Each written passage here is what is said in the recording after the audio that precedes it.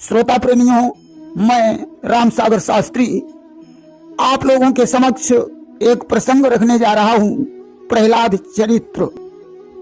देखिए, एक बार की बात है, लक्ष्मी जी ने भगवान विष्णु के शरीर में चंदन का लेप किया। प्रभु की कोमल कलाइयों को देखकर विचार करने लगी कि इनकी कलाइयां इतनी कोमल हैं जो धनुष की प्रत्यंचा खींचते ही मुड़क सकती हैं। काश ऐसा दिन आता जो मैं इनकी भुजाओं की ताकत देख लेती। भगवान विष्णु समझ गए कि लक्ष्मी जी मेरा युद्ध देखना चाहती हैं, परंतु त्रिलोकों में कोई ऐसा नहीं है जो मेरे साथ युद्ध कर सके। हाँ, मेरे द्वारपाल जय और विजय ही मेरा मुकाबला कर सकते हैं, इसलिए इन्हें ही राक्षस योनि में पहुंचाया जाए।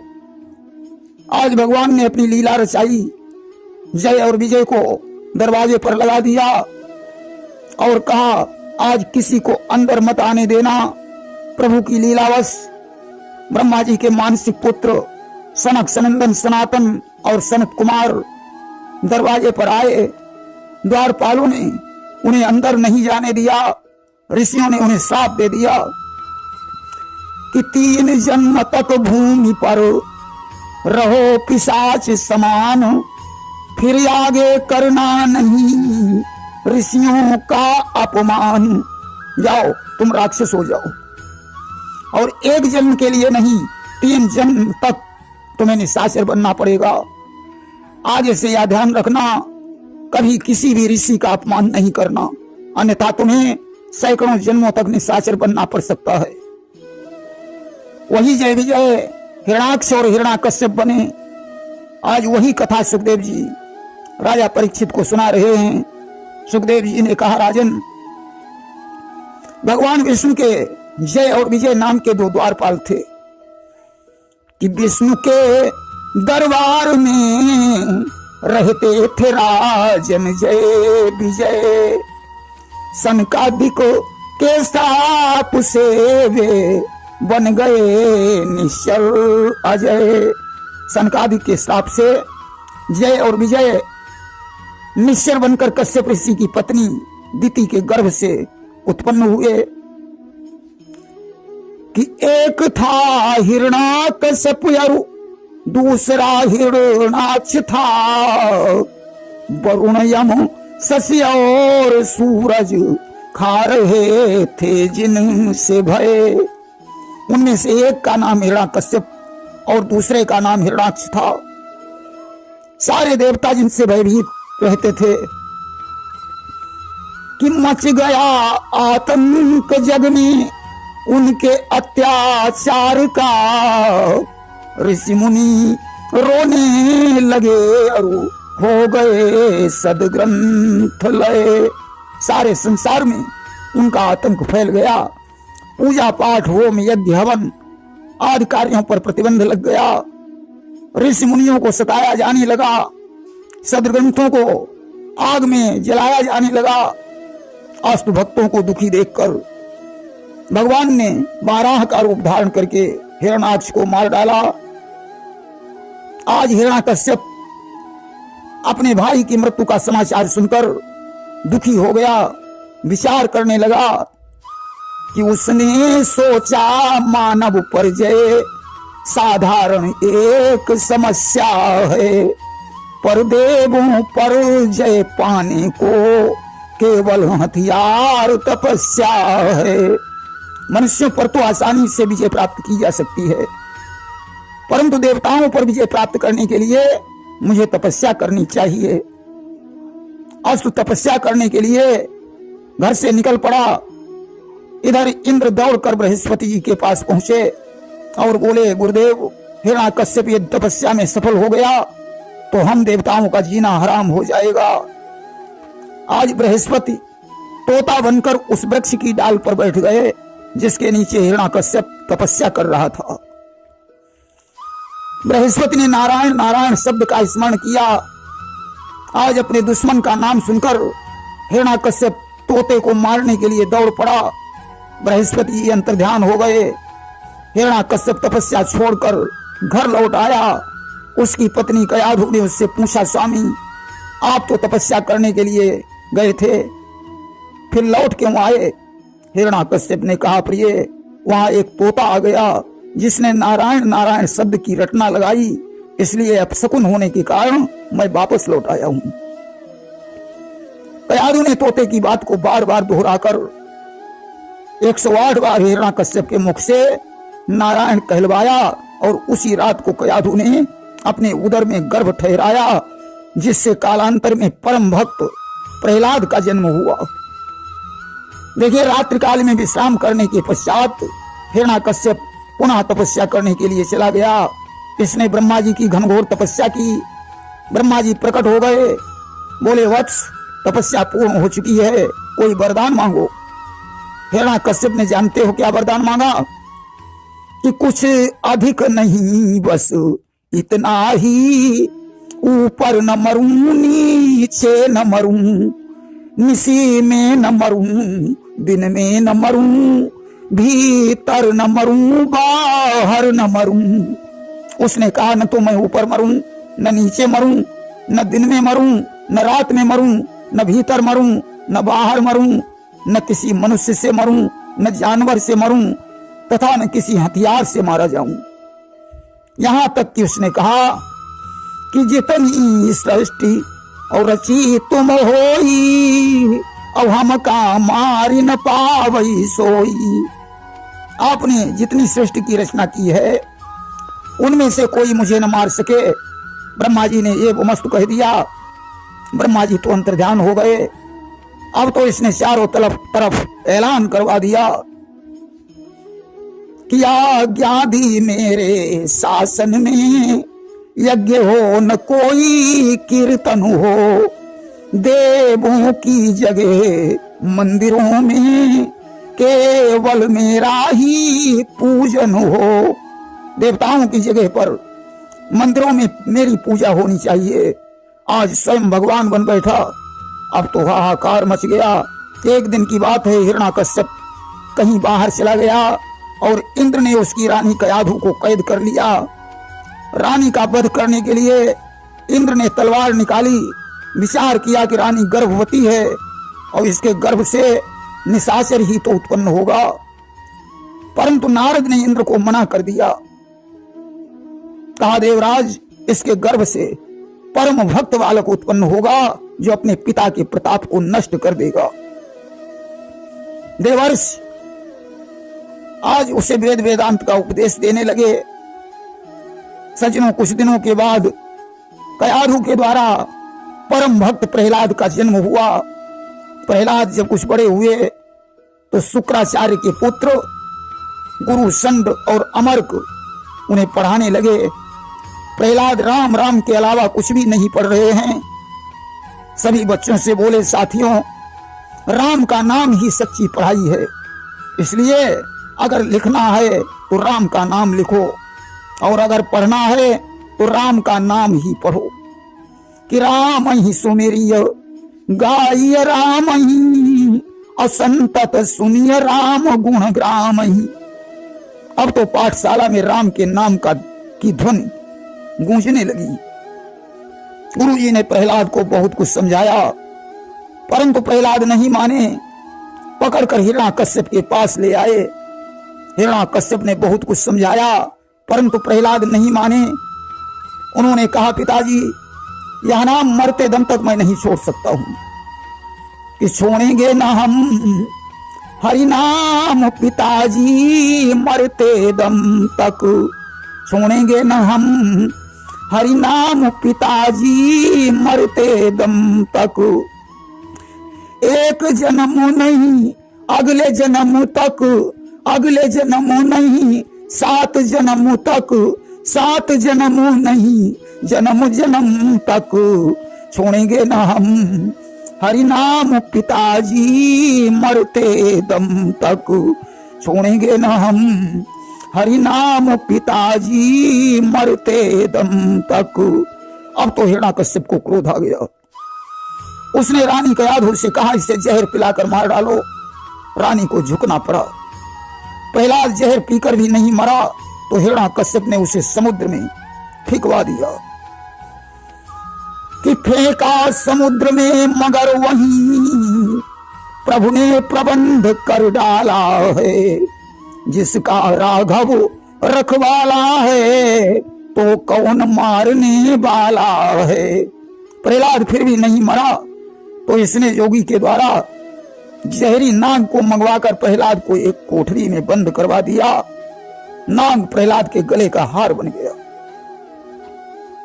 जब प्रहलाद नहीं मरा तो इसने बंधन में जकड़कर प्रहलाद को मदमस्त हाथी के आगे डाल दिया। हाथी ने उसका बंधन खोलकर अपनी पीठ पर बैठा लिया, पर्वत से गिराया। जब प्रहलाद फिर भी नहीं मरा तब तो इसने अपनी बहन ढूंढवी को बुलाकर कहा कि बहन, तुम्हारे पास अनल चीर है, उसे ओढ़कर तुम प्रहलाद को गोद में लेकर आग में प्रवेश कर जाओ, प्रहलाद जलकर भस्म हो जाएगा। ढूंढवी तो वैसे भी हिरण्याकश्यप पर नाराज थी, क्योंकि हिरण्याकश्यप ने एक ऐलान कर दिया था कि जो वीर मुझे बाहु युद्ध में परास्त कर देगा उसी के साथ मैं अपनी बहन ढूंढवी का विवाह कर दूंगा। धूम्राक्ष नामक राक्षस ने इसे परास्त कर ढूंढवी के साथ विवाह कर लिया। ढूंढवी ससुराल चली गई और इधर हिरण्याकश्यप ने विचार किया कि त्रिभुवन जीत सको नहीं कोई, और मार सको नहीं निज बहनोई। अरे तीनों लोकों में मुझे कोई नहीं जीत पाया। मैंने धूम्राक्ष को जिंदा ही छोड़ दिया, तलवार म्यान में रखकर चल देता है। ढूंढवी अपने पति के साथ सो रही थी। हिरण्याक्ष महलों में पहुंचा, उसे सोते हुए देखकर बड़ा प्रसन्न हुआ। म्यान से तलवार निकाली और इसने सोते हुए धूम्राक्ष का सिर काट लिया। ढूंढवी विलाप करने लगी। हिरण्याकश्यप ने कहा, बहन मुझे क्षमा करना, दुश्मन होने के कारण धूम्राक्ष मुझे रात दिन खटकता था। आज तो ढूंढवी को गुजरान के लिए अपने घर में ले आया। ढूंढवी सोचती है चलो भाई नहीं तो उसके पुत्र को ही नष्ट करके हृदय को थोड़ा चैन मिल जाएगा। आज अनल चीर ओढ़कर प्रहलाद को गोद में लेकर आग में प्रवेश कर किया उसने। हवा का ऐसा झोंका आया, अनल चीर उड़कर प्रहलाद के शरीर से लिपट गया और ढूंढवी जलकर भस्म हो गई। जलने के बाद ढूंढवी का नाम होलिका पड़ गया। निशाचर क्रोधित होकर कीचड़ फेंकने लगे और देवता रंगों की वर्षा करने लगे। उसी दिन से होलिका का त्योहार मनाया जाने लगा। कि हिरण्यकश्यप के हाथ में रहा न जब अधिकार, बांध खंभ से आप ही तब खींची तलवार। सारे अत्याचार करके जब थक गया तो गर्म खंभे में बांध करके उसने हाथ में तलवार उठाई और कहा, पुत्र कि जीवन का जाम समाप्त हुआ, बतला वह धुनि का जाम कहाँ। ओ राम नाम के दीवाने, बतला तेरा वह राम कहाँ। कहाँ है तेरा राम? प्रहलाद ने कहा, पिताजी राम कहाँ नहीं है? कि राम है घट घट में व्यापक, रम रहा संसार में। मुझ में है तुम में भी है, इस खंभ में तलवार में। अरे राम कहाँ नहीं है? पिताजी मुझ में भी राम है और तुम में भी राम है, इस खंभे में राम है और तुम्हारी तलवार में भी राम है।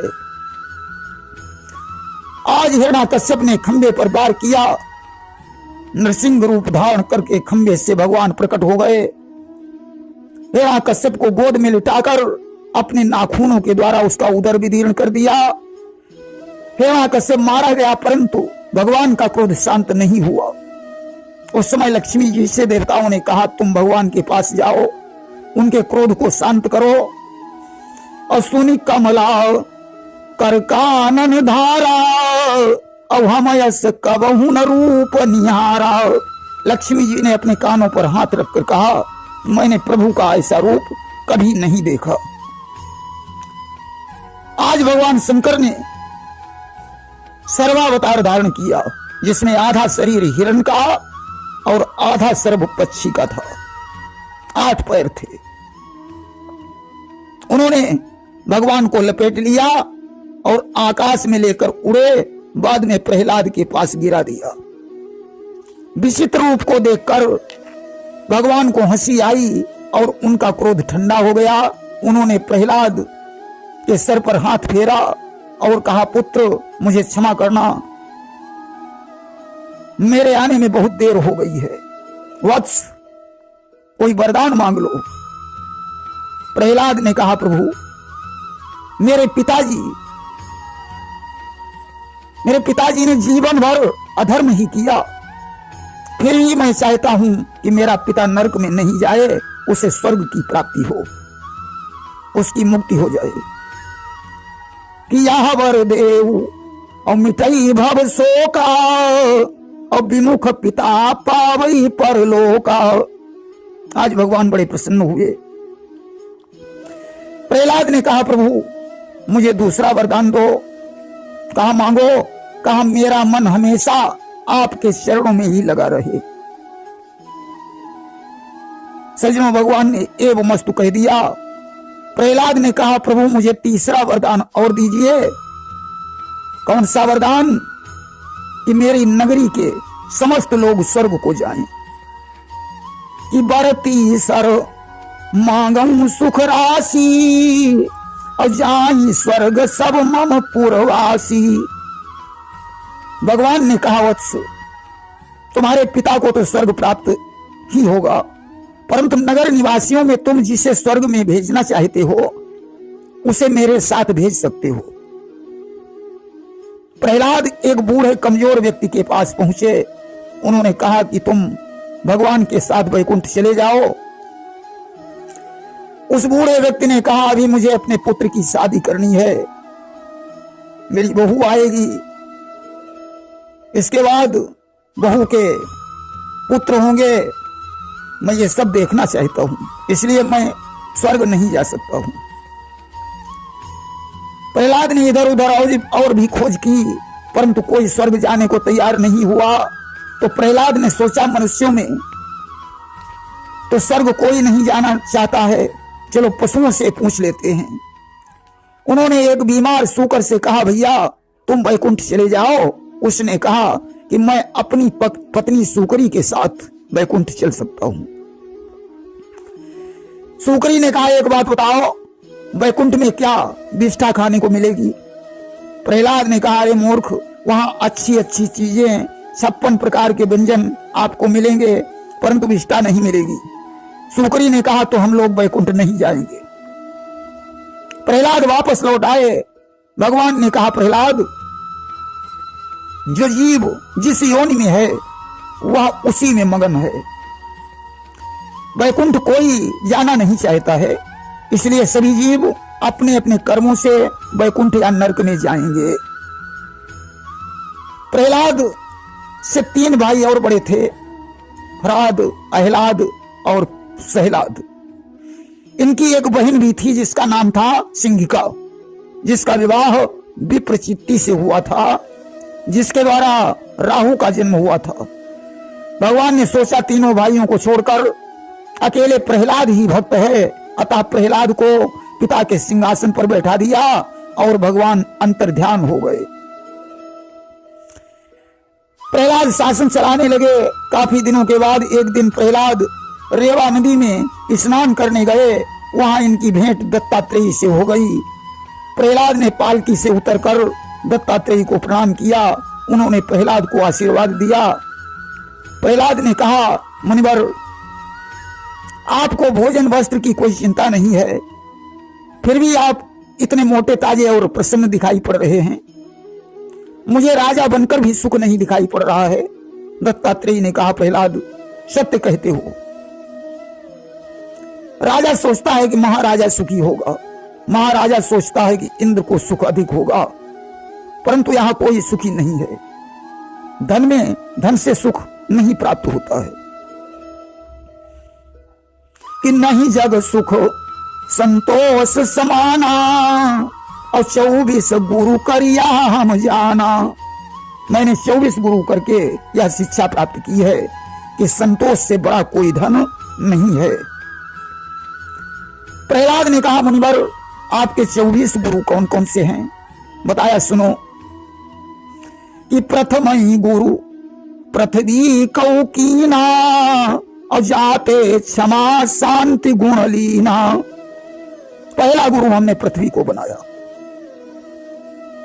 जिसे लोग खोदते हैं, जोतते हैं, परंतु पृथ्वी फिर भी बुरा नहीं मानती है, सभी को क्षमा कर देती है। इसी प्रकार चोट पहुंचाने वाले मनुष्य को भी क्षमा कर देना ही सज्जनता है। कहा, दूसरा गुरु हमने जल को माना है, सभी का मन जल की तरह निर्मल होना चाहिए। तीसरा गुरु हमने पवन को माना है, हमें वेगवान बनना चाहिए। चौथा गुरु हमने व्याध को माना है, हमें विषयों से विरक्त होना चाहिए। पांचवा गुरु हमने चंद्रमा को माना है, हमें संसार को शीतलता प्रदान करनी चाहिए। छठा गुरु हमने सूर्य को माना है, हमें संसार को ज्ञान का प्रकाश देना चाहिए। सातवां गुरु हमने अग्नि को माना है, हमें भोग का परित्याग कर देना चाहिए। आठवां गुरु हमने आकाश को माना है, हमें ब्रह्म की महानता जाननी चाहिए। नवा गुरु हमने नदी को माना है, हमें निरंतर आगे बढ़ना चाहिए। बताया, 10वां गुरु हमने समुद्र को माना है, हमें गंभीर बनना चाहिए। 11वां गुरु हमने भंवरे को माना है, हमें विरक्त होना चाहिए। 12वां गुरु हमने फूल को माना है, हमें दुखों में भी मुस्कुराना चाहिए। 13वां गुरु हमने सर्प को माना है कि संत को घर नहीं बनाना चाहिए। 14वां गुरु हमने हाथी को माना है, हमें मद में चूर नहीं होना चाहिए। 15वां गुरु हमने मकर को माना है, हमें स्वाद लेना नहीं चाहिए। बताया, 16वां गुरु हमने पतंगे को माना है, हमें मोह को छोड़ देना चाहिए। 17वां गुरु हमने चील को माना है, हमें कोई वस्तु छीनना नहीं चाहिए। 18वां गुरु हमने अजगर को माना है, हमें भगवान के भरोसे रहना चाहिए। 19वां गुरु हमने वैश्या को माना है, हमें भगवान को रिझाना चाहिए। 20वां गुरु हमने बाण को माना है, हमें लक्ष्य पर कायम रहना चाहिए। बताया, 21वां गुरु हमने कबूतर को माना है, हमें काम का परित्याग कर देना चाहिए। 22वां गुरु हमने मकड़ी को माना है, हमें माया जाल में नहीं फंसना चाहिए। 13वां गुरु हमने मधुमक्खी को माना है कि संत को धन का संग्रह नहीं करना चाहिए। और बताया कि 24वां गुरु कियो शरीरा और जही लगी सबन कि जही लगी सब नर सात पीरा। कहने लगे कि मैंने 24वां गुरु अपने शरीर को माना है कि इसे अधिक सुख नहीं देना चाहिए। इसीलिए कहा गया है कि सुखी मीन जहाँ नीर अगाधा और जिमी हरि शरण ने कऊ बाधा। जैसे मछली अथाह जल में सुखी रहती है, उसी प्रकार भक्त भगवान की भक्ति में सुखी रहता है। आज प्रहलाद दत्तात्रेय को प्रणाम करके नगर में वापस लौट आए और भगवान की भक्ति करते हुए राजकाज देखने लगे। प्रेम से बोलिए वृंदावन बिहारी लाल की जय।